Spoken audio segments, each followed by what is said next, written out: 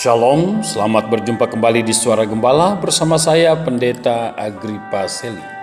Sahabat Suara Gembala yang dikasihi oleh Tuhan Yesus Kristus, mari kita berdoa sebelum kita merenungkan firman Tuhan.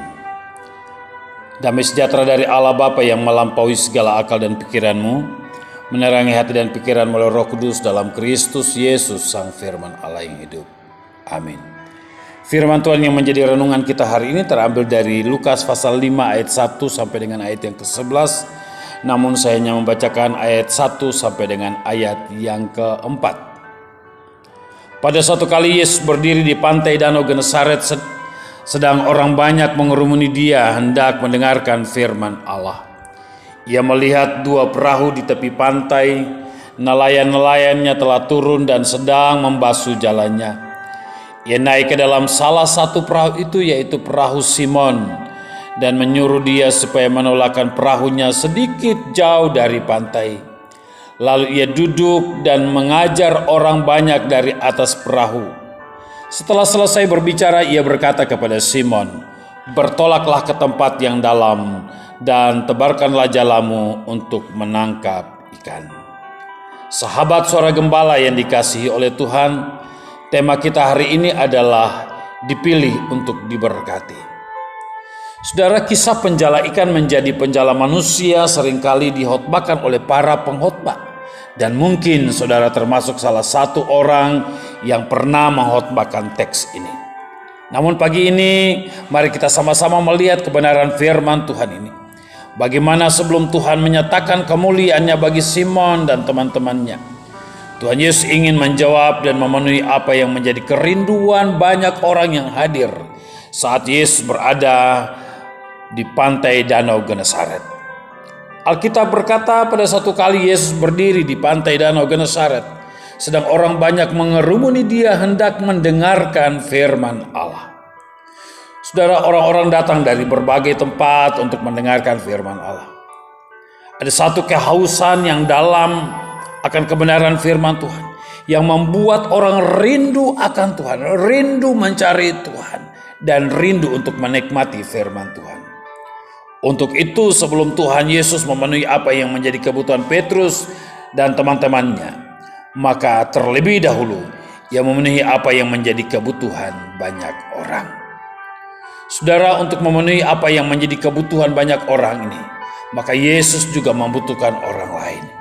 Yesus membutuhkan sarana untuk orang lain diberkati. Perhatikan teks ini. Ia melihat dua perahu di tepi pantai. Nelayan-nelayannya telah turun dan sedang membasuh jalannya. Ia naik ke dalam salah satu perahu itu, yaitu perahu Simon, dan menyuruh dia supaya menolakkan perahunya sedikit jauh dari pantai. Lalu ia duduk dan mengajar orang banyak dari atas perahu. Saudara yang dikasihi oleh Tuhan Yesus Kristus, apa yang menjadi kerinduan dari banyak orang, Tuhan ingin memenuhi kebutuhan mereka. Lalu ia duduk mengajar orang banyak dari perahu itu. Puji Tuhan. Saudara, Tuhan mau kita menjadi berkat bagi banyak orang. Kita harus jujur, seringkali kita punya banyak argumentasi untuk tidak menolong orang lain.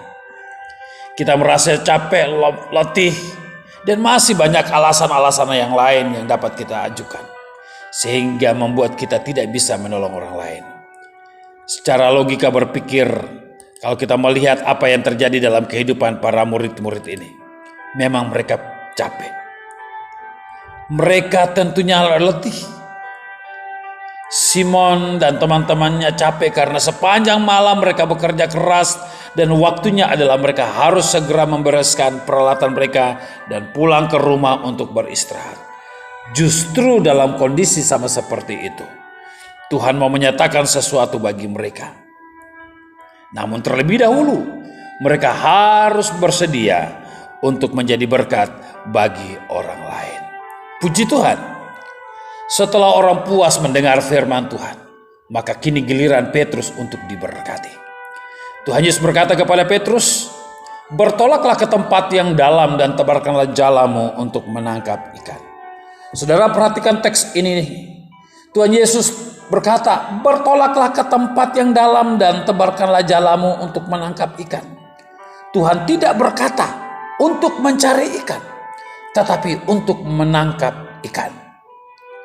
Artinya, Tuhan sudah menyiapkan bagi mereka ikan-ikan itu, tinggal mereka taat mengerjakan apa yang Tuhan perintahkan. Memang Simon mencoba membangun argumentasinya dengan Tuhan. Guru, telah sepanjang malam kami bekerja keras dan kami tidak menangkap apa-apa. Tapi karena engkau menyuruhnya, aku akan menebarkan jala juga. Saudara-saudara yang dikasihi dalam Tuhan Yesus Kristus, kita juga mungkin punya berbagai alasan. Tapi saudara perhatikan, Tuhan Yesus tidak menanggapi argumentasi yang disampaikan oleh Simon. Artinya, ya kalau Simon mau, dia lakukan, dia pasti akan dapat. Tapi kalau dia tidak mau, itu berarti dia tidak akan mendapatkan apa yang Tuhan mau lakukan bagi dia.